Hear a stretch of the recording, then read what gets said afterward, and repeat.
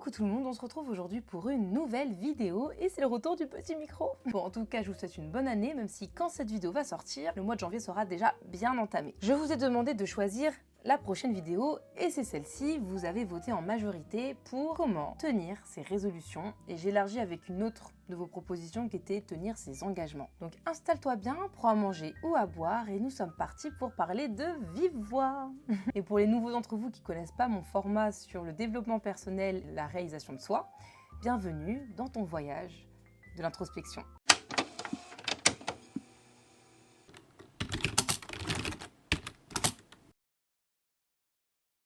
Chaque année, on se fixe des résolutions, mais chaque année, on a du mal à les tenir. Mais pourquoi? Parce qu'on ne s'y prend pas de la bonne manière. Aujourd'hui, je vais vous donner des conseils simples et pratiques avec des exemples concrets pour réussir à trouver les bonnes résolutions, mais surtout à les tenir. Allez, c'est parti. En fait, non, c'est pas parti. Avant de commencer la vidéo, écris-moi en commentaire tes résolutions parce que je suis trop curieuse de les lire. Et si tu fais partie de ceux qui ne tiennent pas de résolution, pas de problème. Prends cette vidéo comme le fait de tenir ses engagements. Voilà, maintenant on est parti. Tout commence par le choix de bonnes résolutions. Parce que oui, toute résolution n'est pas bonne. Et voici comment les choisir. Première chose à faire, fais simple et précis. Par exemple, les résolutions comme en 2025, je vais être en bonne santé, c'est bien, mais tu seras d'accord pour dire que c'est pas très clair. Tu as le résultat, ok, être en bonne santé, mais tu n'as pas le comment. Voilà, ça, c'est là où je veux en venir. Être clair, faire simple et précis. C'est pas spécialement le résultat qui t'intéresse ici, mais c'est le moyen d'atteindre ton objectif final, donc être en bonne santé. Ensuite, il faut que tu divises ces grandes ambitions par étapes. Et oui, je fais tout le temps cette erreur, et là, pour le coup, je pense que je ne suis pas la seule. Je veux brûler les étapes et je veux tout d'un coup. Par exemple, je reprends le sport et je me dis que, voilà, tout de suite, je vais pouvoir faire des grandes courses de 1 heure. Non. Ce n'est pas du tout réalisable. Si je garde l'exemple du sport, si tu veux courir un marathon, ça sert à rien d'aller courir le marathon dès ta première séance. Fractionne, puis augmente petit à petit. Voilà, c'est ça, fonctionner en étapes. Et ensuite, pour trouver une bonne résolution, il faut trouver quelque chose qui te tient à cœur. Pose-toi la question, en quoi ça, c'est important pour moi? Par exemple, tu vas apprendre une nouvelle langue. Très cool. Mais pourquoi? Parce que c'est par curiosité, parce que tu as prévu de voyager, parce que tu veux parler avec ton entourage. Toutes les raisons sont bonnes, mais c'est plus facile d'apprendre une nouvelle langue si tu sais pourquoi tu veux te lancer là-dedans. Voilà. Ça a l'air logique comme ça, mais c'est pas toujours évident de le faire. Bon, c'est top. On a trouvé comment avoir de bonnes résolutions. Faire simple, précis, procéder par étapes et faire quelque chose qui nous tient à cœur. Ok, mais beaucoup d'entre vous m'avez dit, mais quand on a des résolutions, le plus dur c'est de les tenir. Et je suis d'accord avec vous. J'ai le même problème. Donc j'ai fait des petites recherches pour nous sur comment être constant sur nos résolutions. Bon, déjà, tombez pas dans le piège de la motivation. Oui, je dois toujours être motivée parce que la motivation, s'il y a bien un truc traître, c'est elle. Elle n'est jamais constante. Il y a des jours où elle monte, il y a des jours où elle descend. C'est comme ça. Mais ce qui doit être constant, c'est la discipline. Automatise tes habitudes. Si tu veux faire du sport, et je reprends cet exemple, essaye de programmer tes séances, toi, tous les jours à la même heure. Ou si t'es plutôt comme dans mon cas, le même jour dans la semaine. Voilà, moi c'est plus crédible à ce niveau-là. Mais bref, tout ça pour dire que le plus important, c'est de créer un rituel. J'ai remarqué un truc personnellement, c'est que si je manque une activité, en tout cas un rituel plus de 2 fois, c'est sûr que la 3e fois je le refais pas.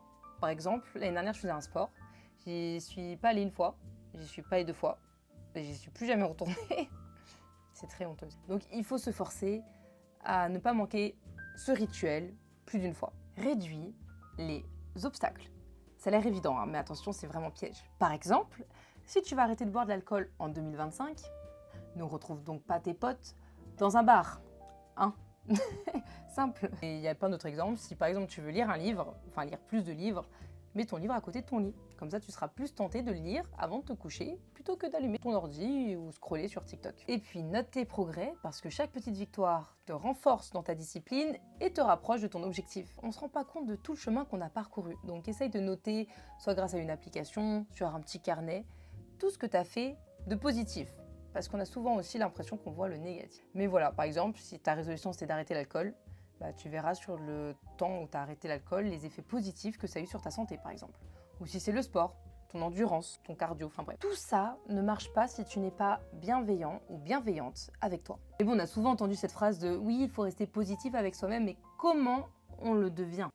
on reformule ses objectifs, mais de manière positive. Ce que je veux dire par là, c'est qu'il faut garder des mots bienveillants et des affirmations positives pour avoir ensuite un objectif bienveillant. On n'est pas des machines, on n'a rien à prouver à personne, donc on n'a pas besoin de se prendre la tête et d'être dur avec nous-mêmes. Juste soyons cool.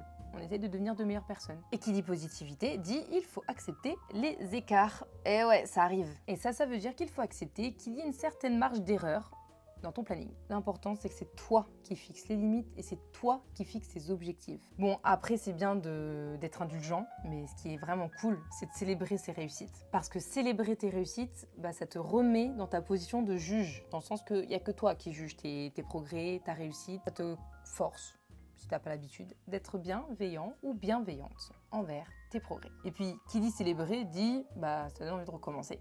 Donc, c'est cool aussi. Bon, sujet qui fâche. Beaucoup de résolutions échouent à cause d'erreurs évitables. Mais que sont-elles ? C'est ce qu'on va voir ensemble, donc ça tombe bien.